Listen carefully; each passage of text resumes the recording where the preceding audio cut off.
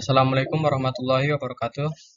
Perkenalkan, nama saya Zulfiandri, NIM 19074446, jurusan Teknik Otomotif. Sesi pada mata kuliah yaitu 2020740077. Baiklah, di sini saya akan menjelaskan tentang pengisian oli kompresor dan pengisian refrigeran pada sistem AC mobil pada mata kuliah Teknologi Pengisian Udara. Baiklah, saya akan lanjutkan ke slide berikutnya. Tujuan dari pembelajaran ini yaitu mahasiswa mampu menjelaskan tujuan pengisian oli pada sistem AC mobil. Yang kedua yaitu mahasiswa mampu mengetahui langkah-langkah pengisian oli pada AC mobil. Kemudian yang ketiga, mahasiswa mampu menjelaskan tujuan pengisian refrigeran pada sistem AC mobil. Kemudian yang terakhir yaitu mahasiswa mampu mengetahui langkah-langkah pengisian refrigeran pada AC mobil. Teori singkat dari pembelajaran ini yaitu oli kompresor memiliki peran yang signifikan terhadap kinerja kompresor AC.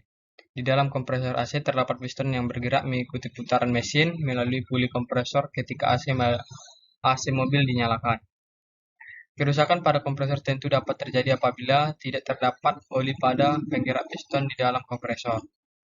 Jadi, dapat disimpulkan bahwa oli kompresor AC berfungsi untuk melumasi kompresor AC mobil agar terhindar dari kerusakan serta agar kompresor AC tidak mengeluarkan bunyi yang keras.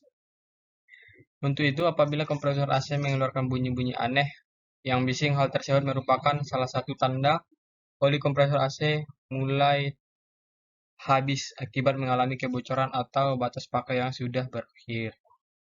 Pengisian oli kompresor dilakukan setelah melakukan pemvakuuman sistem AC, karena oli mengalir ke dalam sistem AC dengan memanfaatkan kevakuuman yang terdapat pada sistem.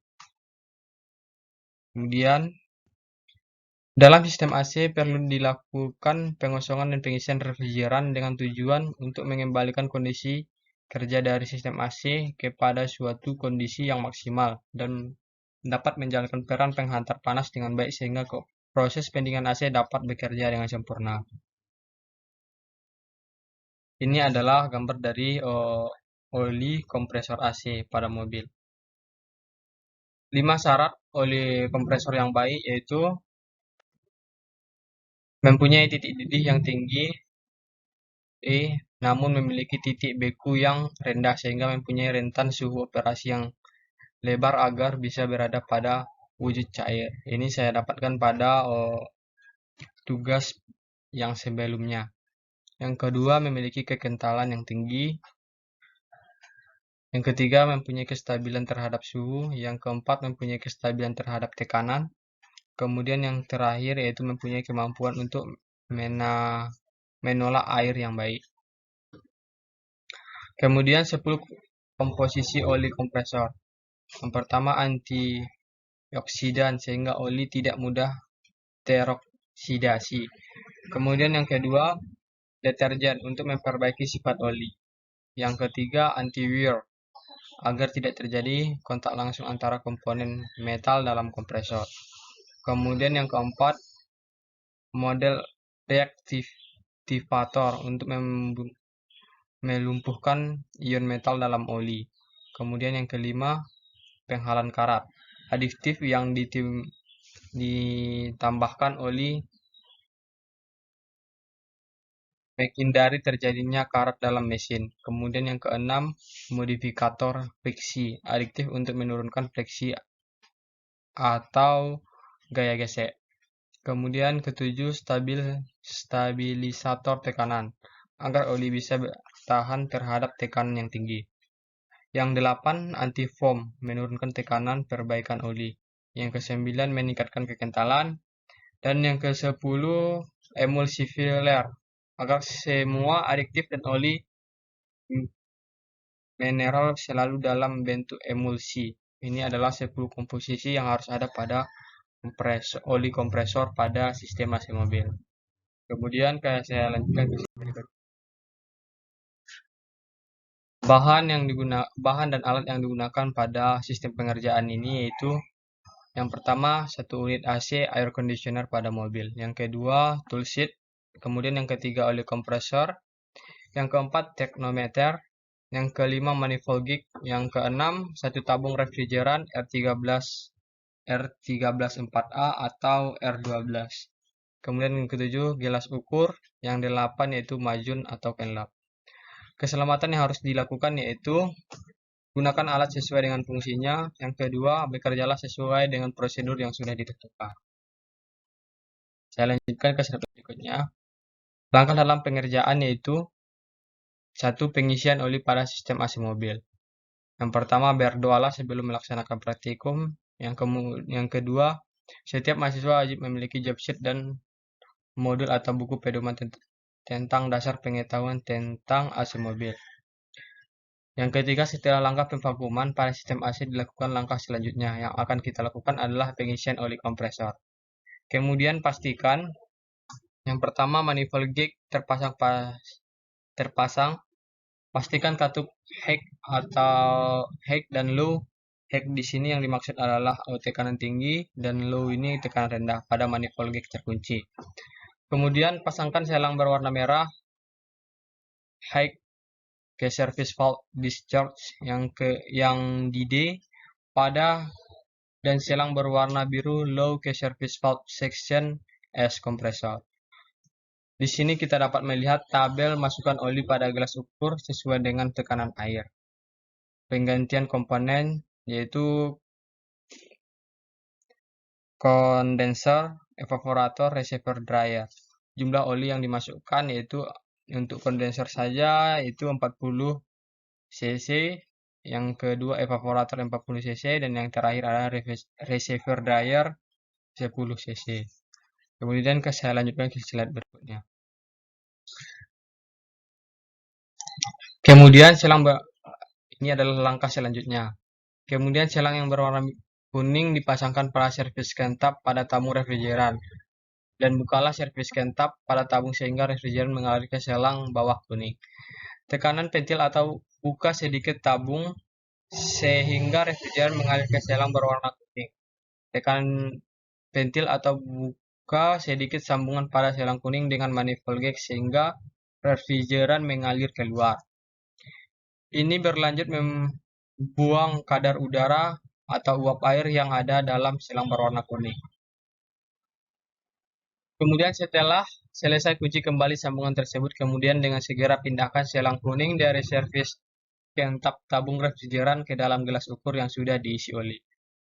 Buka katup low berwarna biru atau tekanan rendah pada manifold gag, maka oli akan terhisap ke dalam sehingga dengan sendirinya akibat kevakuman dalam sistem AC. Ini adalah langkah-langkah yang dilakukan. Gambar dari langkah yang dilakukan. Baiklah, saya lanjutkan ke slide berikutnya.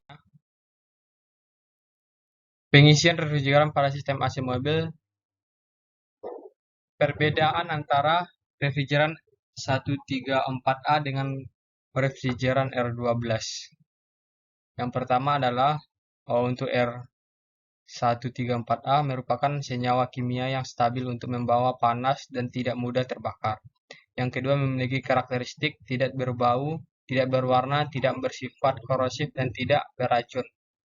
R134A dibuat agar seminimal mungkin tidak menipiskan lapisan ozon.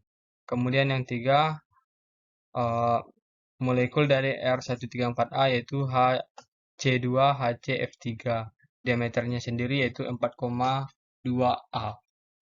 Kemudian untuk refrigeran R12 yaitu merupakan senyawa kimia yang stabil untuk membawa panas dan tidak mudah terbakar.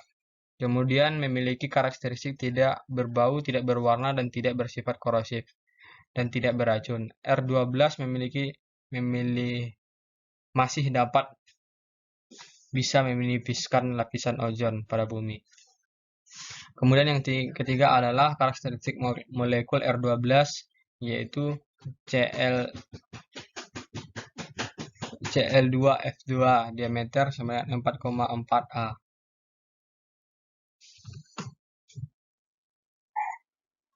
Kemudian saya lanjutkan ke slide berikutnya. Langkah yang ini adalah lanjutan dari langkah tadi. Setelah pengisian oli selesai, maka kita lanjutkan dengan pengerjaan pengisian refrigeran. Hal yang perlu kita perhatikan adalah cara refrigeran sejenis apa yang digunakan pada sistem AC mobil tersebut. Cara membedakannya adalah dengan melihat service valve pada sistem AC tersebut. Jika service valve berbentuk ulir, maka jenis refrigeran yang digunakan adalah R12, dan jika service valve berbentuk klem, maka jenis refrigeran yang digunakan adalah R134A. Ini harus bisa kita membedakannya. Kemudian yang ketiga adalah pastikan manifold gap terpasang pasti, katup high dan low pada manifold gap terkunci. Pasangkan selang berwarna merah high ke surface valve discharge D pada dan selang berwarna biru low ke service valve section S kompresor. Kemudian selang yang berwarna kuning terpasang pada service kentap tabung refrigeran. Dan bukalah service kentap pada tabung sehingga refrigeran mengalir ke selang berwarna kuning. Tekan pentil atau buka sedikit sambungan pada selang kuning dengan manifold gap sehingga refrigeran mengalir keluar. Ini tujuan membuang kadar udara uap air yang ada dalam selang berwarna kuning.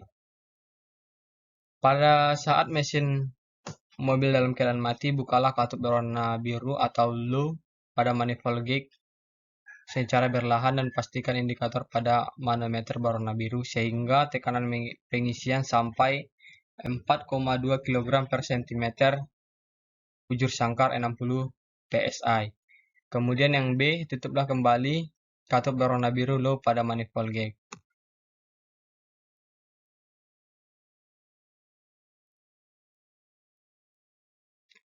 C. Bukalah semua jendela.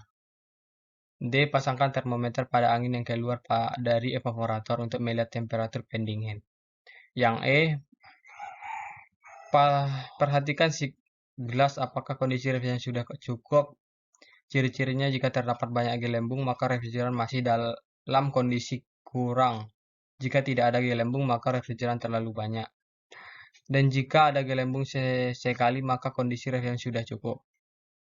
Yang F, jika kurang maka lanjutkan pengisian refrigeran dengan cara membuka secara perlahan katup berwarna biru atau tekanan rendah atau juga disebut dengan low pada manifold gate dan posisikan indikator manifold meter yang biru di antara 1,5 kg per cm bersangkar sampai 2,5 kg per cm bersangkar dan posisi indikator tekanan pada manometer merah di antara 14 kg per cm bujur sangkar sampai 16 per cm bujur sangkar. Yang G, pastikan jangan sesekali membuka katup berwarna merah atau tekanan tinggi high pada manifold selama proses pengisian refrigeran saat mesin hidup. Kemudian yang H adalah jika pengisian belum selesai yang ditandai dengan banyak gelembung pada si gelas, sedangkan pada indikator manometer yang merah sudah mendekati 60 kg per cm bujur sangkar.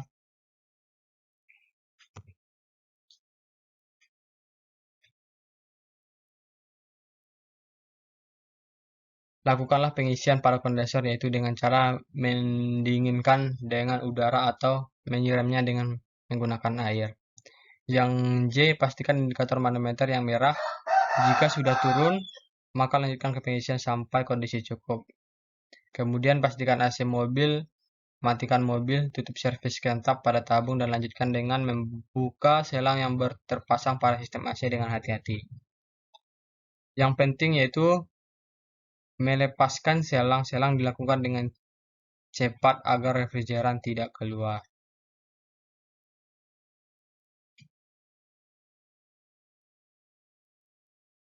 Sekian penjelasan saya tentang pengisian oli pada kompresor dan pengisian refrigeran yang pada mata kuliah pengondisian udara. Ini semua saya dapatkan dari materi-materi yang diberikan oleh dosen pembimbing pada mata kuliah pengondisian udara ini.